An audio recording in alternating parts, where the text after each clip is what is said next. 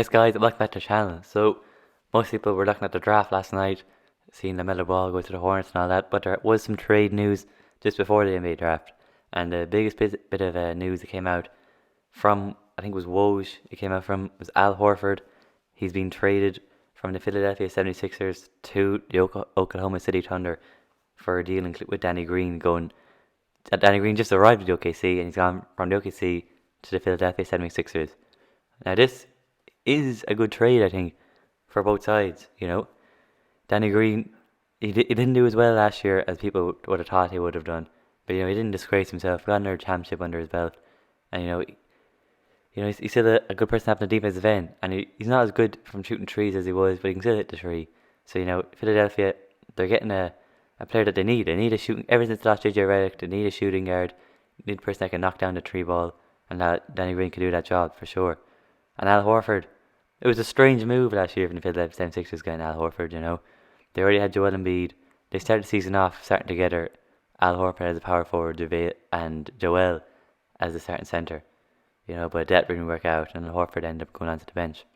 So last year, Al Horford, he averaged 11.9 points per game, 6.8 rebounds, and 4 assists per game, shooting 45% from the field and 35% from three. So we can stretch the floor, Al Horford. He's getting on a bit now, though. He's 34 years old. He's 6'9" and shot 76.3% from the free throw line. So he's not completely washed up, but he's not the same player he was when he first joined Boston, and before that, I think it was Atlanta he's at. But last year it was a weird fit anyway, with him and Joel and Ben Simmons. So hopefully for him in Oklahoma he can build up his stock again, which I think is possible. If you remember when Chris Paul went to OKC, people thought he would just die out there, but no, he did a very good season. Became an all-star again last year with the OKC, and now he's been traded to the Suns. And for the OKC's point of view, Chris Paul, people be thought they didn't buy him out straight away. They didn't. They kept him on. Getting loads of picks for him, and a few players as well. And OKC are all about getting their picks at the moment, so for the future. So Al Horford, I think I could see him having a year that Chris Paul had, and rebuilding his stock, having another dominant year. He'd be the main player in the OKC, main man there, and he might be able to rebuild his stock and might be able to ship him off next year for more picks or whatever. So Al Horford, this is a good opportunity for him. Rebuild his stock, see what they can do. He's a very big contract, Al Horford. So he's gotta work for it, I suppose. He's got it, but he's gotta work for it. And as for Danny Green, last year averaged 8 points per game, 3.3 rebounds per game, and 1.3 assists per game. Now this saw in the regular season, shooting 41.6% from the field, 36.7% from three, and 68.8% from the free throw line. And he's 33 years old, and he's a 6'6", for shooting guard, small forward. He's got a good bit of height, and he can bring a lot in the defensive end. He didn't shoot too well last year for the Lakers, especially in the playoffs, which we'll get onto in a minute. But he brings size and brings a lot of defensive qualities on the defensive end. Now in the playoffs, once again he averaged 8 points per game, 3.1 rebounds per game, and 1.2 assists per game.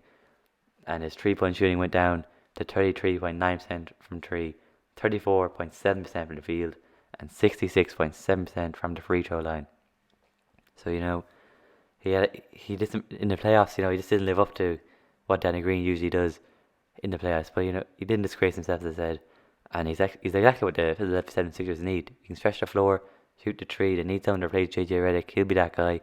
He'll bring more height on the defensive end.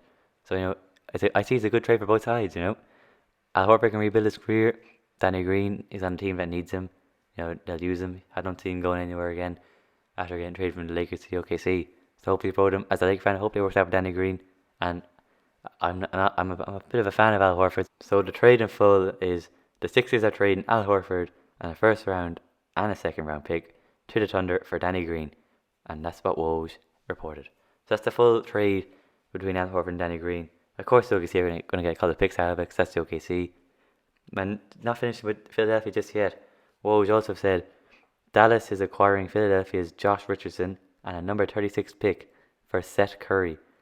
So Seth Curry going to the Philadelphia 76ers. Danny Green, we said he'd bring shooting.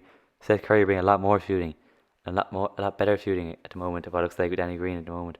Didn't shoot as well last year. So Seth Curry going to the Philadelphia 76ers for Josh Richardson. Good trade for Philly. More shooting. Daryl Morey just joined, doing a great job at the moment. And just to finish up, actually no, one more thing. As a Laker fan, had to sneak this in. JaVale McGee is reportedly probably leaving the Lakers. Now Kevin O'Connor was the one who said that on his podcast. You know, JaVale McGee, he said I've heard he's probably leaving or just don't want him back. Now I made a video about who should be the Lakers centers next year, and I had a feeling that that JaVale, his role diminished last season as the playoffs went on. So I'm not surprised by hearing this, and this more than likely could be true. And last bit of news, not good news really. As I said, I'm a Laker fan, but I don't want him to be injured. And it's Klay Thompson, and Shams has reported that the Warriors star Klay Thompson suffered an apparent lower leg injury today, and is undergoing tests to determine the severity of the injury, says the Athletic Stadium. And it said Klay was unable to put weight in his lower leg leaving the gym today, and everyone, of course, is hoping for the best. Now, throughout today, there's been different news about people saying he might get back by the end of the season, others saying he'll miss the season. I am a Laker fan, so but I don't want him to be injured. I want him to come back as soon as possible. He's just out for the whole season last year, so it's not great to hear. So hopefully Klay can come back bigger and better. Anyway, guys, that's the end of the video. Make sure to subscribe, like it. If you got this far, you must like it a bit anyway. Like the video, turn on notifications. Making lots of videos over all this trade news. Any bit of trade news, I will make a video about it, and I'll be there. So anyway, guys, thanks for watching, and I'm out of here.